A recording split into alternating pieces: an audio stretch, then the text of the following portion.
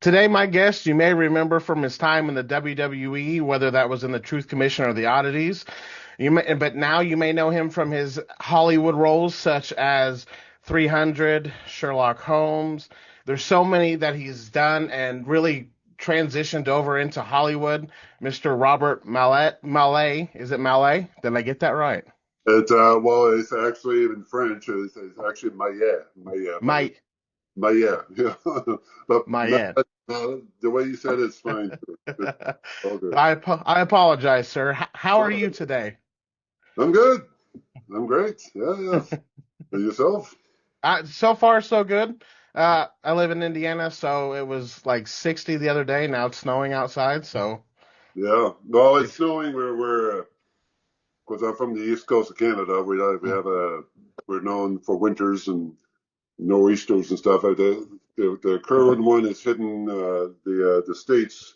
hmm The New England states right now, New York or something, 50, it's a lot of snow, 2 feet of snow, and we're going to get hit by it. I think some parts of the Maritimes will hmm get hit more than where I am, but still, it'll be like a foot of snow at least by the time it's over. So that's what it is. Oh yeah. It's almost over too. It's February is almost over, so the spring is going to kick in by the end of March, and it should be good. Oh yeah. All right.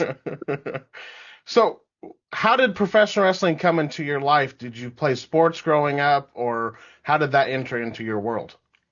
Um, well, when I was a fan of it, I was a big fan of watching the sport, watching wrestling. Mostly from where I'm from it's called the Atlantic Grand Prix Wrestling, a promotion based out of the Maritimes, from New Brunswick, Nova Scotia, Prince Edward Island, and so it was on television every Saturday. Watch it with my dad, and watched live events as well when it came near my home, and was a fan.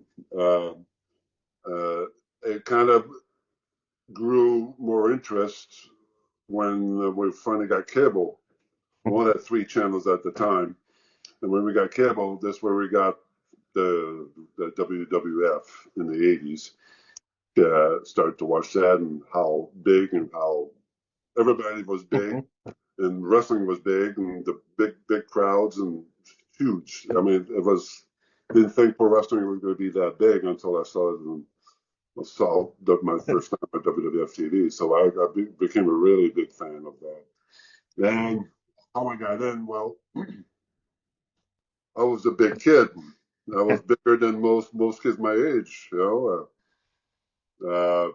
So I knew, I think my friends encouraged me, or my family, or encouraged myself, I guess, that I could make wrestling to make it as a living, I guess, to work as a living, as a career.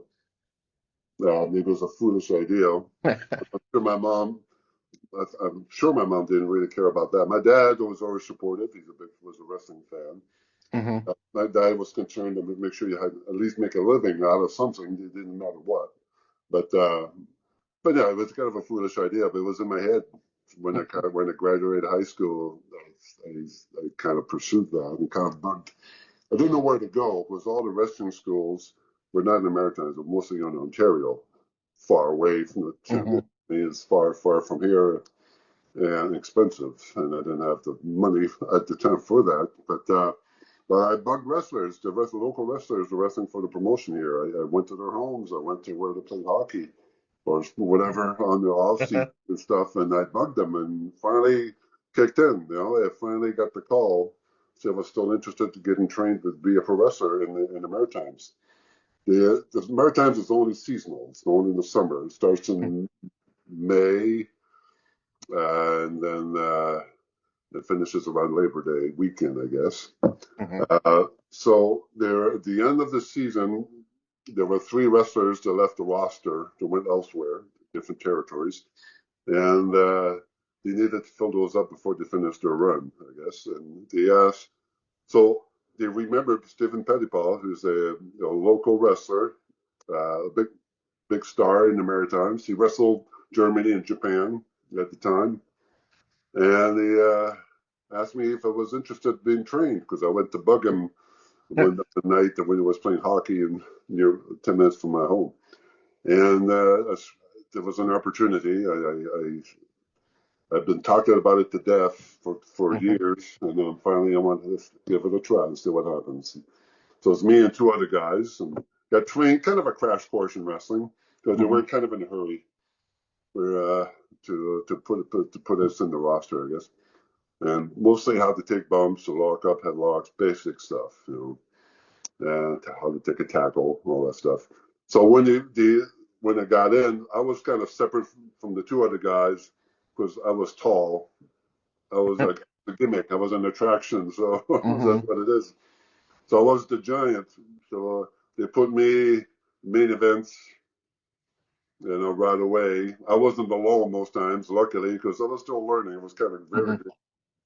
And I was always with somebody with me, a tag team or something, and being led, So, and then, that's how I got started in it. And then I found out how tough it would be. I thought it was going to be easy to get in, but my dream was to be in the WWE or WWF. And I found out it's not that easy. It's very tough. It's stuff. You learn the psychology, the whole game of it. It took a while, and just by chance I made some friends, contacts, and I went on tour with them in Japan, to Mexico, went to India as well. This is during that run, I guess, after my maritime, after I debuted, and then I got a chance to be at WWF, like tryout. I got the call to do a tryout back in 1991, and I went to Utica, New York. They flew me down to Utica, upstate New York, and I was fish out of water type of deal. It was seeing all the big stars on TV. Everybody's there. I remember, it's like a flash. You were in backstage, and you saw Ric Flair, you saw Piper, you saw Bret Hart, you saw the Undertaker, you saw John Tentel. We were the earthquake and natural disasters. It's just everybody at the same time. It was just like, holy Christ, what the hell? Very overwhelming. Did a match, like a dark match, and with Bob Bradley. He was kind of an enhanced talent, or a jobber or whatever. And then, of course, at the end, they were, it's not enough to get signed, for sure. They kind of disappointing, which I knew, I was kind of green and still learning. But yeah, 5 years later, I got another opportunity to try it again when I got the call to meet Bret. Leo Burke was one of the maritime wrestlers from the East Coast that one of my mentors. Leo Burke, he was a world wrestler, wrestled all over the world. He had a great mind for wrestling, for psychology in wrestling. He worked a lot of the territory in Puerto Rico, the U.S., and Canada, mostly all as well in Calgary, out of Alberta, for Stampede Wrestling. Of course, this is where the Hart family is based. And and even today, Bret would say that Leo helped him. He was one of his mentors. Leo helped him to get psychology, how to work, how became Bret Hart style, what he learned from Leo Burke. And I got the call from Leo. I was doing nothing at home. I was bouncing at bars. Wrestling was not much here at that time. Nothing was going on. And I got the call from Burke saying Bret wanted to see me. He talked to Bret Hart about me because he was training, helping Bret in his ring set up at his home, and Leo was one of his trainers. And this was where I was still working with the WWF, so still with them. And I got and this basically, if I was interested in meeting Bret, and that's the call of a lifetime. So I flew to Calgary, met Bret for the first time. And I trained for him for like a month, kind of an evaluation, I guess. And then he was happy. Probably went to see Vince and about that was good enough. And from there they flew me. Well, this is before I started with the Truth Commission. So Oh, I'm taking over the No, conversation. you're good. More questions. How was it training with Bret Hart, and were you mentally prepared to take that on? I think so. I think I was prepared. Brett was mostly, sometimes he was there sometimes because he was on Hmm. tour most times, so he's always away from home sometimes. But when he was home, he was always at the ring, and give a little pointers and a little advice and little things like that. But not that much. Most times I was with Leo Berg. Okay. Yeah, but Brett, because he was always away, he was always on the road. But when he was there, yeah, he was a very nice guy, very quiet, kind of a Hmm. quiet demeanor guy. Never not a, so very. But he was, yeah, it was very nice to me. Very, kind of a very well respected Brett. That to give me an opportunity. I was very thankful of him to invite me. Hmm. Brett helped me get in the back door of that company. So I How, was. how was it doing this, training with Leo and Brett, and then knowing that this is going to become a reality? How was that for you? It was hard to it was hard to fathom. It was so far away. It was so close, Hmm. but so far away. It was very far away because, like I said, I spent a month at Calgary, and then it was Christmas break, my home, and then they got the call to go to Stamford, Connecticut, which of course is the headquarters, Hmm. to meet my future partners, my Truth Commission partners, and meet them for the first time at the studio that their TV studio they had across Hmm. where the headquarters are. Meet them for the first time, and we had to learn how to gel, I guess, how to work together. So we had the gym, the ring set up, and then learn how to work double moves and stuff like that, work together.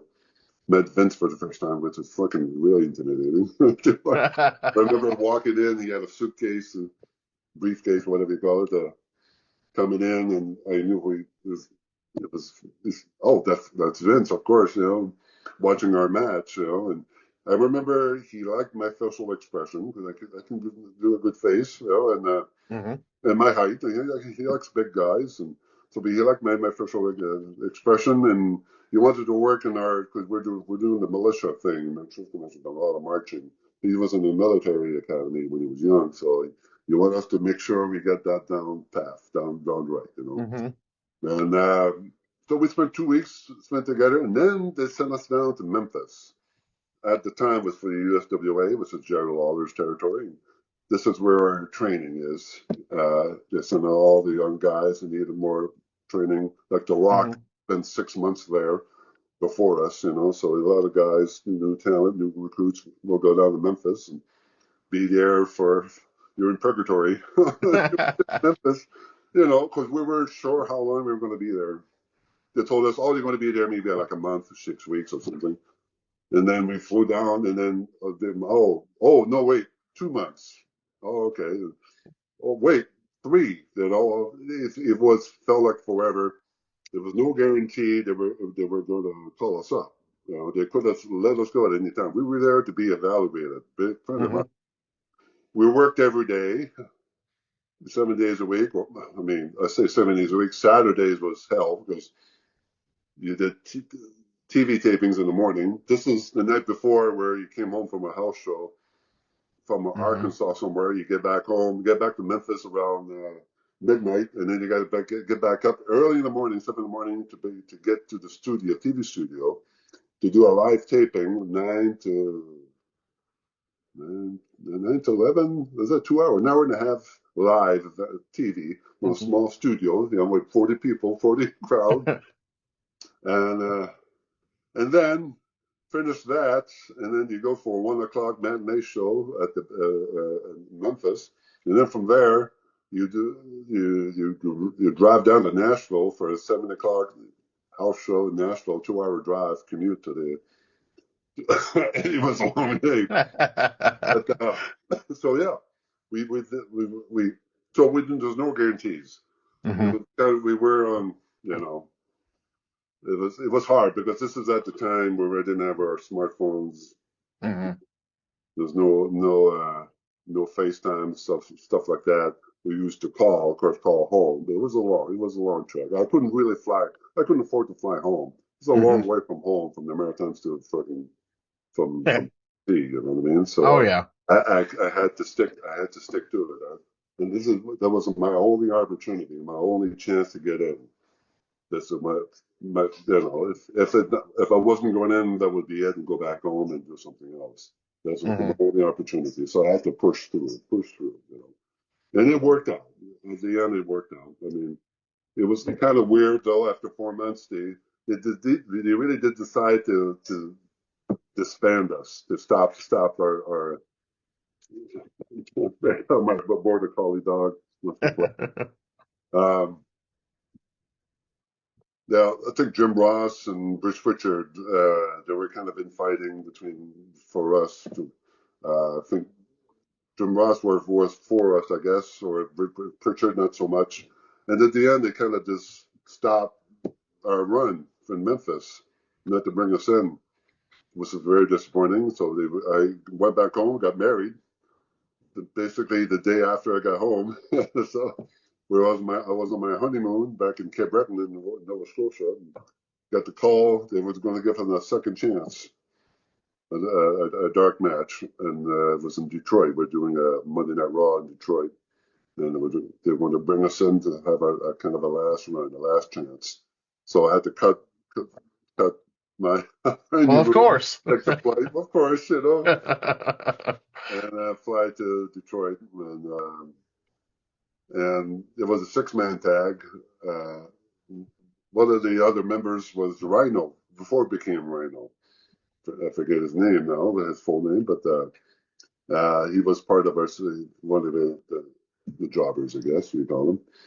And yeah, it was do or die. It was do or die. It was nerve wracking. It was, but I knew what I could do, and the other guys knew, they were comfortable with. We worked together for 3 months, 4 months, Hmm. and then it was in front of a full pack crowd, of course. So that was the, the interesting dynamic in front of 40 people or 300 people to Hmm. Oh 8,000. yeah. It was different. But it worked out. At the end, we signed our contracts. After a week after, we went back for TV taping, and then we signed for our contracts, and that's how we got started. Crazy, crazy road, you know? Oh yeah. So when they signed you, was there any, because they eventually disbanded and then you moved on to do other things. How long was that ever discouraging for you, knowing like just the journey? Because it comes in hills and valleys there and peaks and valleys. And did you enjoy your time with the Truth Commission? And then how was it when they're like, okay, we're going to do something else? Well, I did. It was fun. When Hmm. it was a kind of very tiring. It was you're always on the road. You're always on the road. Hmm. For me, it was my dream come true. Signing the contract with them, and you were always going to different cities and different towns, and it was very tiring going on flights, lack of sleep. But for me, it was exciting. Going throughout the U.S. and Canada, and it was cool, very cool, and I was part of that roster. It was Hmm. very exciting. Uh, Yeah, I mean, they were for a while. They were giving us that little push, at first, and things were going good. And then after they were done with the whole gang thing, but that year was all the gangs. Hmm. They did the Survivor Series in Montreal. The screw job happened there too. This was another shocking. I can tell you like an hour of stories about that too. That's about Bret, and it was hard to watch. It was hard to process because of Bret helped us Hmm. get in and then see what happened to him and the whole thing. It was terrible. But yeah, they gave us that push, and then after a while, they separated me because Taker wanted some. They want the Undertaker was running out of guys to work with. I guess they needed some big guys to work with him. And Hmm. I was a big guy, so so they separated me from the rest of the Truth Commission and that's where they baptized me as Kurrgan. Hmm. I was with Don Callis, the Jackal. We had the Commandant at first. He was an actor from South Africa, but they released him. and replaced him with Don Callis, which is our mouthpiece. Great, great technical wrestler as well.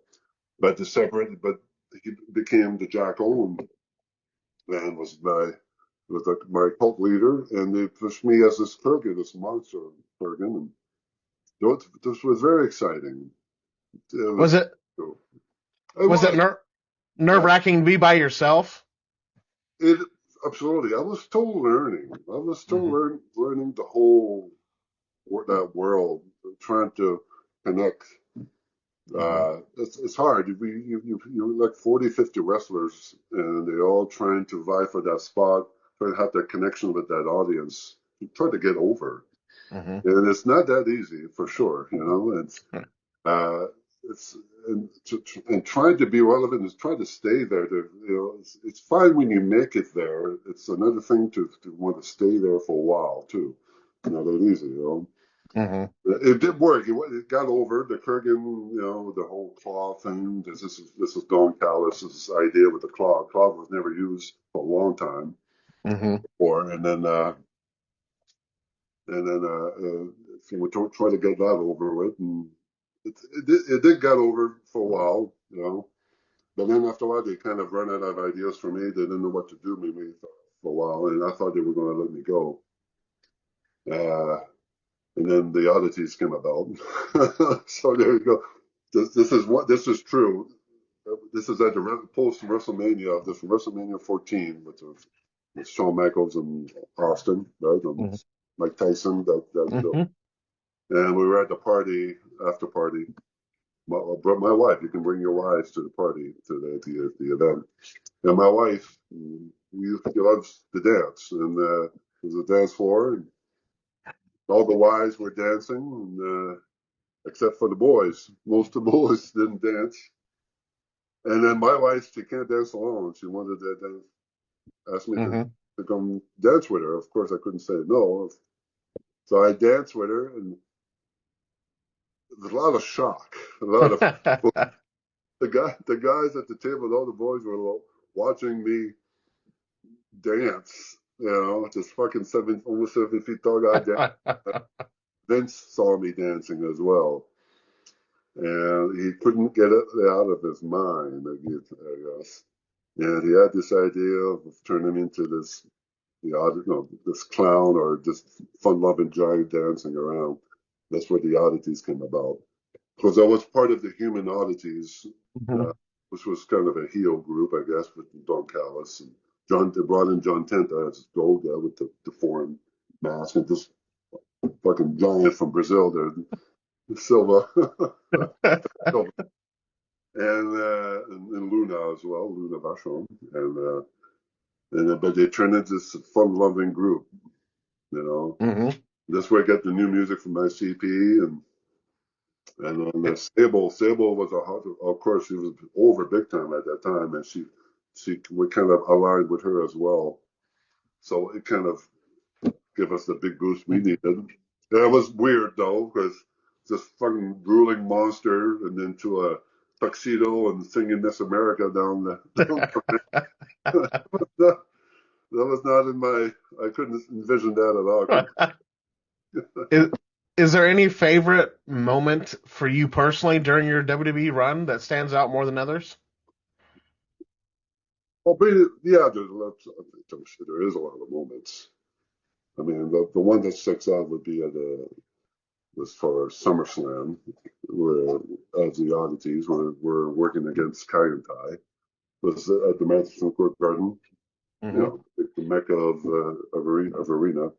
Nerve-wracking, very, very nervous, very stressy because it's a SummerSlam live event in front of a big New York crowd. New York, Mm-hmm. they've seen it all. They want to see blood. That's what they're happy with, I suppose. A hardcore crowd. And Mm-hmm. we rehearsed that match a whole weekend, and it got over. It went over, and it worked, and everybody was happy in the back. The agents were happy. So that was one of those good moments. Another moment, of course, WrestleMania. I only appeared maybe 5 minutes. I did an interference in the Battle Royal. Tag team Battle Mm-hmm. Royal. This is WrestleMania 14, where I kind of disqualified my former members, right, on the Show Commission. That was cool. That was my only WrestleMania moment, but it was great. But the other one is my hometown. We went back to Moncton, New Brunswick. Uh, when I was a kid, that's where they were first touring I saw them live, the WWF live in Moncton back in Hmm. 1988. Now, this is crazy. 10 years later, I'm part of the card in Moncton as a WWF wrestler in front of my hometown crowd. My family, my friends, the whole fucking town was there. I worked with D.L. Brown, which I worked with him throughout that tour, throughout Canada. So we were very comfortable. He was a great guy, great worker, made me look good. And it was great. I was a heel, of course, but of course I was the baby face in that town. And that was a highlight. That was a great, I mean, yeah, Hmm. it was a good moment. So yeah, there's lots of them for sure. I can't recall. But mostly my driving experiences being driving in the West Coast with I was in the Mustang from San Jose to going to Fresno or something like that. Driving into the valleys, mostly driving trips. That's all part of the experience Oh being yeah. a wrestler. So there you go. Being with my friends and the boys. That's what I miss my friends. Hmm. Yeah, being with my partners. That's what I miss too, for sure. When your release came, did you know that? Did you see it coming, and did you know if you wanted to continue professional wrestling after that happened? I saw it coming. No, no. I, they flew me down when they disbanded or the Oddities after they got the Ministry of Darkness with the Taker. Hmm. I worked with the Undertaker for the first time and my last time, I guess, where they kind of destroyed us. It was mostly a glorified squash match, but and then the Ministry destroyed the Oddities to disband us, go our separate ways. Because our run was over, you know. They sent me down to Mexico for more training. So Hmm. this is giving me another chance. So I've been to Mexico, like I said, I've been to Mexico earlier in my career. I did not, that, I, to go down back to Mexico for like 5 or 6 weeks was not what I wanted. It's not, Hmm. I wasn't interested in going that route for a long time. 2 weeks was fine. I like over close to 2 months is another, wasn't really interested in doing that. But might as well go and give Hmm. another chance and, and I did that run, and then I came back home after that, and then that's where I got the call. To, it was from Bruce Pritchard, and they released me. They decided to release me. So no, I wasn't expecting that call. It was a tough, and so I took it pretty hard for sure because I thought I had another year or two, Hmm. but no, I never stopped continuing to be a wrestler. Uh, and I, I thought I still had another chance, a second chance being to return back to the WWF. So my idea was to work my way back. Hmm. But the exposure I had from TV for their TV was seen around the world, so I never had problems booking to have book to Yeah. book me really. So this was a good advantage. So I continued. The money wasn't the same, obviously, but no, I still continued, still wrestling, and then yeah, it, it, after a while, I got kind of tired of it. It was not going anywhere really. Hmm. I kind of lost interest after a while. That I couldn't see a future making going back to WWF or I don't know. My mind wasn't into it as much, and then I had to pay the bills and all that Hmm. stuff. I had to find a kind of a full-time job back home. While still doing some wrestling. Luckily, I was doing shows for Jacques Rougeau Hmm. in Quebec for his promotion. Mostly like a weekend gigs, mostly. But I was still wrestling here and there, but not full time. I couldn't rely. How has life been after WWE? You've been quite busy. I was very fortunate for sure. After I got the call to be part of a movie. Hmm. They were doing the big Warner Brother movies, big studio Hollywood movie in Montreal. Actually, they were doing the studio. Um, and I got the call. Interesting. I was playing this action role, this big fight scene, and it was an opportunity. So I got the call because of my contact with Rougeau as well. They contacted Rougeau to see about the big guys who could do like a stunt actor or like a role. And he referenced me, and that's why I got in. And I got the gig, and it was very exciting. A lot of makeup, a lot of prosthetics, but the movie was huge. It did very, very well. It was a big, so it was, for me, it felt like a redemption because I thought my WWF thing was over, it was past, but now having this movie, it was kind of, I don't know, kind of a nice comeback in a way for me. That's part of this big movie. We had a Hmm. small part in it, big fight, but still, it was very cool. And then from there, gradually, it kind of started slowly. I never had the representation at the time, no agents and stuff, but I got the Sherlock Holmes gig. Was another great opportunity. Hmm. And it kind of, yeah, it was a big role, big movie. And I was very lucky, very fortunate to be part of that. And then kind of got started, my acting thing got started. I found an agent finally, and then, yeah, got the ball rolling, trying to, as much as I could. But it's fun. It's fun. It's not easy to be. You're not going to get every part, every Hmm. role. It's an audition, and sometimes you get, sometimes you don't. And you know, it's good when you're busy. It's good when you're not busy. Hmm. Do you have But any upcoming projects? it's funny though. I changed my. I'm still part of the acting thing. I still have my agent. I'm still part of the union, the ACTRA, which is the union for actors. I still pay my dues. 5 years ago, 6 years ago, acting, I say acting was up and down for me. Sometimes you're busy, sometimes you're not. Hmm.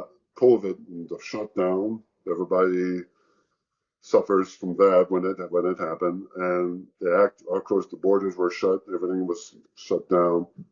I had to reassess. We didn't know how long it was going to last, obviously. But it was time. It was the time of my life where I had to figure out because acting was fun, but I couldn't see it as a future. Hmm. It wasn't stable enough. It was fun to do, and hopefully, I was still going to do it. Not busy enough. And when the COVID happened, it was an opportunity for me to do something else, to fall back, to do another career.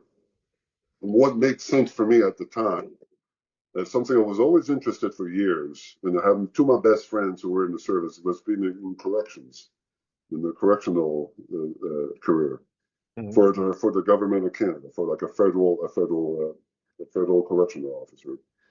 And it's something I was always interested in for a long time, but never had time to do it. Never had time. And this is when COVID hit, everything was shut down. I was doing Hmm. nothing at home. And so I focused on it and see what happens. It was my only time to do it. It was now or never, basically, because I was getting older. I don't want to start my career in my fucking 60s or 70s. Might as well do it in my 50s. Hmm. And yeah, so I went to college first, but for federal, you don't need to go to college. They accept you if you have a clean criminal background and you're grade 12 and all that. Hmm. They accept you. But for me, I wanted to learn as much as I could. So I went to college to get more familiar with the whole world. And then I worked provincial or county jail, they call it, or provincial jail, for my on-the-job training after college. And there's a few months of that experience. And then I was in the process in the federal as well. Process in federal takes a long time. A lot of Hmm. online stuff, and then it takes almost about a year. Then they invite you in class training for 3 months, and to firearms, to laws and policies, and all that stuff. Practical arrest and control. And then I graduated. I passed, and now it's been 4 years since I'm working in an institution or a prison, I suppose. I worked at a Max. At Max, I'm in the security jail for 3 years, and I'm in the medium. It's a bit better. It's a bit better. But I mean, that's so my priorities kind of changed. At first, it was always acting Hmm. first. I would let go of other jobs or take time off to do acting gigs. Uh, Now it's kind of changed priorities over a few years. My job right now, as correction, is priority. I don't want to let that go because it's a good paying job. It's Hmm. benefits that goes, the nice pension goes with it as well. So, and it took a long time for me to get there. I don't want to let that go. And so, yeah, so that's first priority. Acting is after. But with this job, I can still have some free time and free lots of Hmm. leave to do too. It's just pick and choose if it's worth it. Oh yeah. You know what I mean? That's where I'm at right now. Most times I got offers or auditions. I'm asking them for my availability for acting gigs over the last few years. Sometimes I had to pass because Hmm. it Hmm. wasn't worth it at the time. So I still love acting. I still want to do it more. It's fun. It's just hopefully, I have to Hmm. pick one that's closer to home or, whatever. Yeah, that's where I'm at right now. So, yeah. Where can people reach out to you at? Well, I'm on Instagram. I'm still on Instagram. I haven't been on it that much, but I still, once in a while, I still check on it. And I'm on Facebook as well. But yeah, pretty much yeah, just a couple. I'm not really out there as much, but I'm still trying to evolve, see what's going on. And yeah, I just want to say thank you for taking the time out today to talk a little bit about your career. Thank you for what you've done for professional wrestling. And it's truly been an honor to be able to sit down with you today and talk with you. well, thank you for having me this morning. Thank you. I appreciate it. It was great talking to you. If there's ever anything that I can do, please feel free to reach out. Well, I appreciate it.